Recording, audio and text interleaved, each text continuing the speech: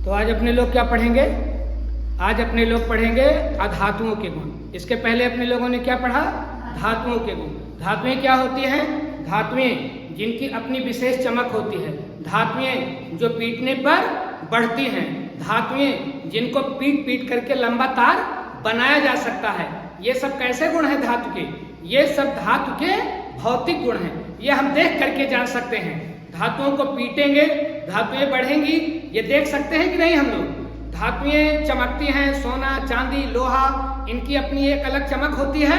हाँ, तो ये सब दिखते हैं कि अंदर के गुण हैं? ये सब दिखते हैं। तो ये कैसे गुण कहलाएंगे जो दिखते हैं? जो दिखते हैं वो फिजिकल प्रॉपर्टीज हैं, और जो नहीं दिखते वो रासायनिक गुण हैं। जैसे धातुएं रासायनिक अभिक्रिया में इलेक्ट्रॉन देती हैं, धातुएं रासायनिक अभिक्रिया में इलेक्ट्रॉन देती हैं लेकिन दिखता नहीं है। ये कैसा गुण होगा? ये होगा रासायनिक गुण। धातुएं अम्ल से क्रिया करती हैं, धातुएं पानी से क्रिया करती हैं। ये सब अपने लोगों ने पढ़ लिया है। आज आइए अपने लोग देखें अधातु के गुण। अब देखिए, अपने लोगों ने पढ़ा था कि धातु की कितनी अवस्थाएं हो सकती हैं? धातु की 2 अवस्थाएं हो सकती हैं। जितनी धातुएं, जैसे मैंने कहा सोना, चांदी, लोहा, कापर, सोडियम, ये सब धातुएं हैं। इनको हम छू सकते हैं, मतलब धातुएं ठोस होती हैं। धातुएं ठोस। वो कौन सी धातु है जो द्रव अवस्था में पाई जाती है? याद है ना? कौन सी धातु है जो द्रव अवस्था में पाई जाती है? वो है पारा, मरकरी या पारा, जिसका फार्मूला क्या होता है? Hg। Hg एक ऐसी धातु है जो किस अवस्था में पाई जाती है? द्रव। अब आप लोग ये बताओ कि क्या ऐसी भी कोई धातु है जो गैस अवस्था में पाई जाती हो? ठोस अवस्था में सारी धातुएं पाई जाती हैं, क्योंकि उनको हम छू सकते हैं। मरकरी द्रव अवस्था में पाई जाती है, छूने पर ठोस प्रतीत होती हैं, कठोर प्रतीत होती हैं। कौन? धातुएं। और मरकरी द्रव अवस्था में पाई जाती है। क्या ऐसी भी कोई धातु बता सकते हो जो गैस अवस्था में पाई जाती है? नहीं, क्योंकि कोई भी धातुएं ठोस होती हैं। धातुएं एक धातु द्रव अवस्था में पाई जाती है, पारा, और धातु गैस अवस्था में कभी नहीं। इतनी बात समझ गए? धातुएं ठोस होती हैं, पारा धातु द्रव होती है, और सारी धातुएं, कोई भी धातु गैस अवस्था में नहीं पाई जाती। इतनी बात कंफर्म हो गए? अब आए अधातुओं को देखें। अधातु ठोस होती है कि नहीं? हाँ, अधातुएं ठोस होती है। जैसे सल्फर कैसी अधातु है? ठोस। सल्फर कैसी अधातु है? ठोस। और अधातु द्रव होती हैं। क्या अधातुएं द्रव अवस्था में पाई जाती हैं? हाँ, जैसे ब्रोमीन। ब्रोमीन क्या है? एक ऐसी ब्रोमीन धातु है कि अधातु? ब्रोमीन है अधातु, ब्रोमीन है अधातु, लेकिन अवस्था कैसी है? ठोस की द्रव की गैस? द्रव। तो धातु ठोस अवस्था में भी पाई जाती है, अधातु ठोस अवस्था में पाई जाती है जैसे सल्फर। अधातु द्रव अवस्था में भी पाई जा सकती है जैसे ब्रोमीन। और अधातु गैस अवस्था में तो होती ही है। ज्यादा अधातुएं किस अवस्था में होती हैं? गैस। जैसे O2, N2, ये सब क्या है? गैस है। Cl2, ये सब क्या है? गैस है। लेकिन इनकी अवस्था क्या है? इनकी अवस्था गैस की है। और है ये सब क्या? अधातु। तो बताइए, अधातु किस अवस्था में पाई जा सकती हैं? ठोस में भी, द्रव में भी, गैस में भी। ठोस में भी, द्रव में भी, गैस में भी। अधातुएं तीनों अवस्थाओं में पाई जा सकती हैं। ठोस में भी, द्रव में भी, गैस में भी। ठोस में जैसे सल्फर, द्रव में जैसे ब्रोमीन, गैस में जैसे ऑक्सीजन। ऑक्सीजन कैसी धातु है? गैसीय अवस्था वाली। ब्रोमीन कैसी धातु है? द्रव अवस्था वाली। और सल्फर कैसी धातु है? ठोस अवस्था वाली। तो अपने लोगों ने क्या सीख लिया, अधातुएं तीनों अवस्था में पाई जा सकती हैं। अधातु के गुण में आगे बढ़े इसके पहले एक छोटा सा पॉइंट है, आप लोग देख ले कि अधातुएं ठोस होती हैं, उसमें से धातुएं ठोस होती हैं, कुछ धातुएं बड़ी श्रेष्ठ होती हैं जो किसी से रिएक्शन नहीं करती, उनको बोलते हैं नोबेल मेटल, नोबेल धातु। ये नोबेल धातु कौन सी धातु है? नोबेल धातु जैसे Ag, Au, ये सब कैसी धातुएं हैं? नोबेल धातुएं हैं। ये किसी से जल्दी से रिएक्शन नहीं करती, सामान्य अवस्था में किसी से रिएक्शन नहीं करती। ऐसी धातुएं जल्दी से गलती भी नहीं है। इनको अगर हम गलाने का प्रयास करें चांदी और सोने को तो ये जल्दी से गलती भी नहीं है और ये किसी से जल्दी से रिएक्शन नहीं करती, तभी तो इनका रेट हाई है। भैया जो सबसे घुलता मिलता नहीं है समाज में उसका रेट हाई होता है, कहा जाता है बहुत बड़ा आदमी है। ठीक उसी प्रकार से ये Ag और Au जैसी धातुएं कैसी धातुएं हैं? नोबेल, क्योंकि ये जल्दी से किसी से रिएक्शन नहीं करती। अगर इनको घोलना हो तो हम लोग एक अम्ल का मिश्रण लेते हैं, अम्ल का मिश्रण लेते हैं। उस अम्ल में कौन कौन सी चीजें होती हैं? HCl plus HNO3। याद रखिएगा, दो अम्ल लेते हैं। HCl एक अम्ल है, अपने लोगों ने पढ़ा है। हाँ, कौन सा अम्ल है? हाइड्रोक्लोरिक अम्ल। HCl क्या है? हाइड्रोक्लोरिक अम्ल। HNO3 क्या है? नाइट्रिक अम्ल। क्या है? नाइट्रिक अम्ल। ये दोनों क्या हैं? अम्ल हैं। अगर इन दोनों अम्लों को मिला दिया जाए किस अनुपात में? 3:1 के अनुपात में। अर्थात अगर 1 लीटर ये दोनों अम्ल मिलाए जाएं तो उसमें से HCl कितना होगा? 750 ml और नाइट्रिक एसिड कितना होगा? 250 ml।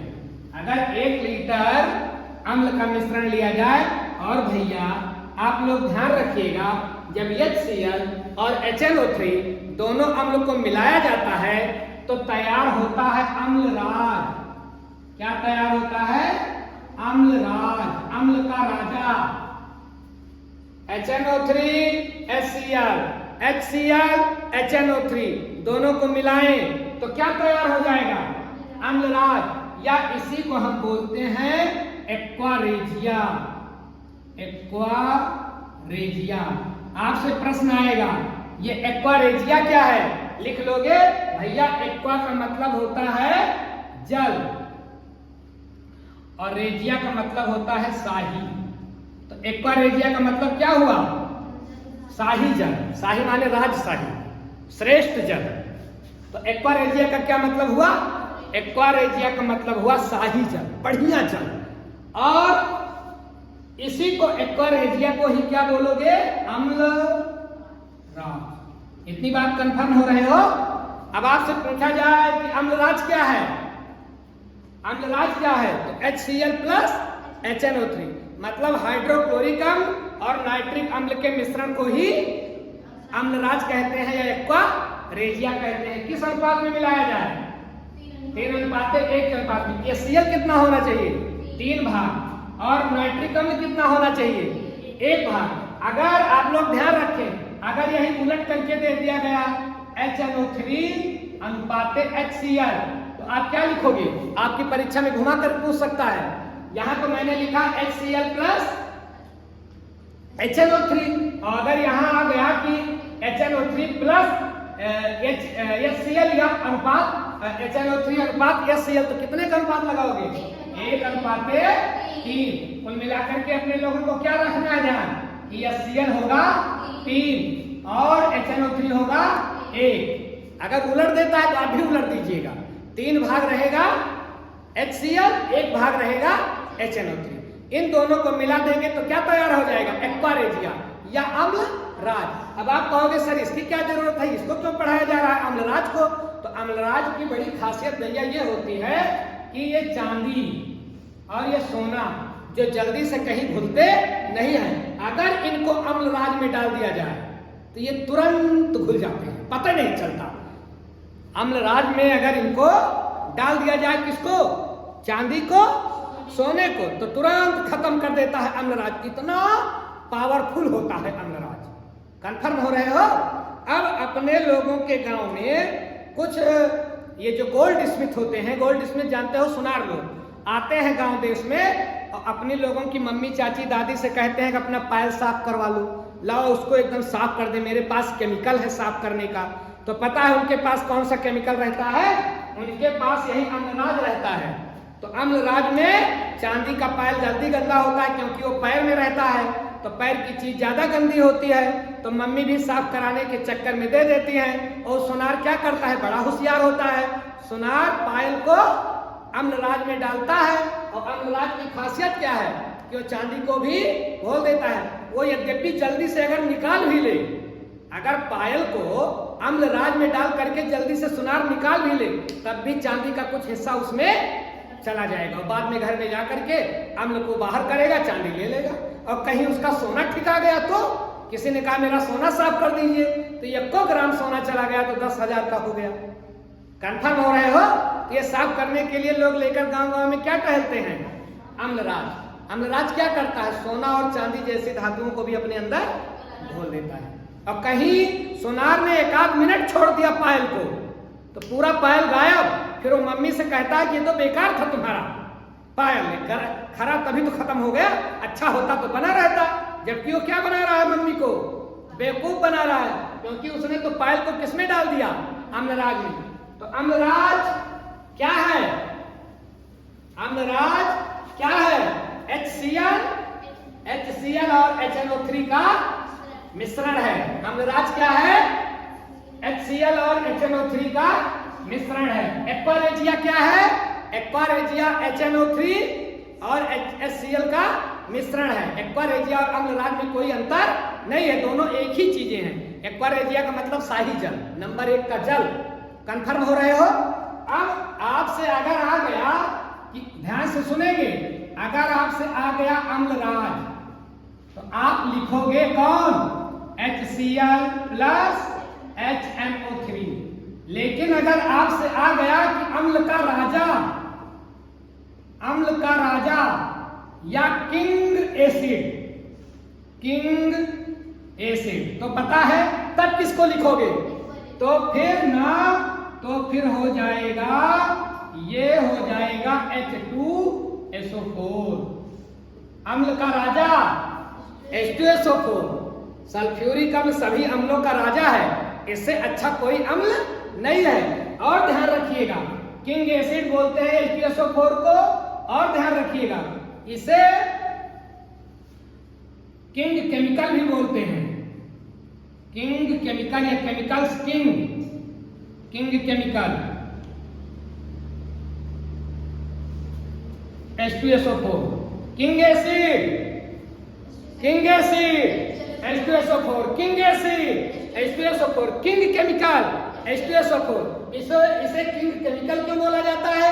किंग केमिकल भैया इसको इसलिए बोला जाता है क्योंकि ये प्रयोगशाला में ये जो H2SO4 है ना, ये सबसे ज्यादा उपयोग किया जाता है केमिकल में। वैसे प्रयोगशाला में बहुत सारे केमिकल यूज किए जाते हैं, लेकिन सबसे ज्यादा क्या यूज किया जाता है? H2SO4। इसलिए H2SO4 को क्या बोलते हैं? King chemical. सबसे तगड़ा अम्ल H2SO4, इसलिए किंग एसिड। लेकिन Amalraj HCl plus HNO3, aqua regia HCl plus HNO3। Confirm हो गए? किंग एसिड अलग चीज है, अम्लराज अलग चीज है। नहीं तो आप किंग लगा करके दोनों को एक ही समझ लें। इतनी बात पक्का हो गए? किंग एसिड अलग चीज है, अम्लराज अलग चीज है। King acid H2SO4, king chemical H2SO4। लेकिन अम्लराज को किंग केमिकल नहीं बोलते, उसको एक्वारेजिया बोलते हैं। तो एक्वारेजिया अम्लराज दोनों एक ही चीजें हैं। अब आइए अपने लोग अधातु के गुण में देखें कि अधातुएं, अपने लोगों ने जान लिया कि अधातुएं तीनों अवस्था में रह सकती हैं। किस किस अवस्था में रह सकती हैं?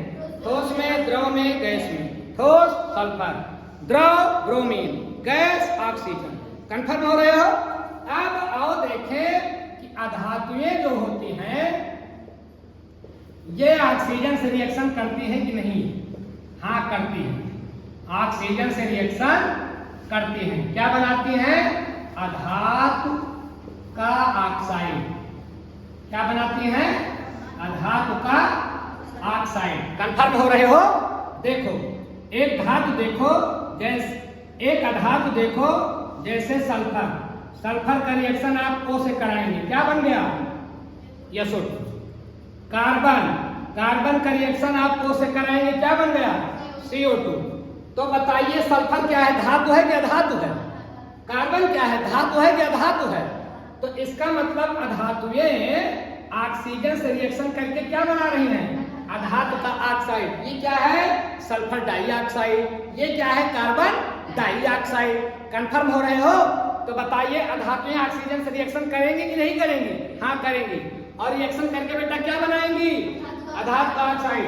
अधातुएं रिएक्शन करके क्या बनाएंगी? अधातु का ऑक्साइड। पक्का हो रहे हो?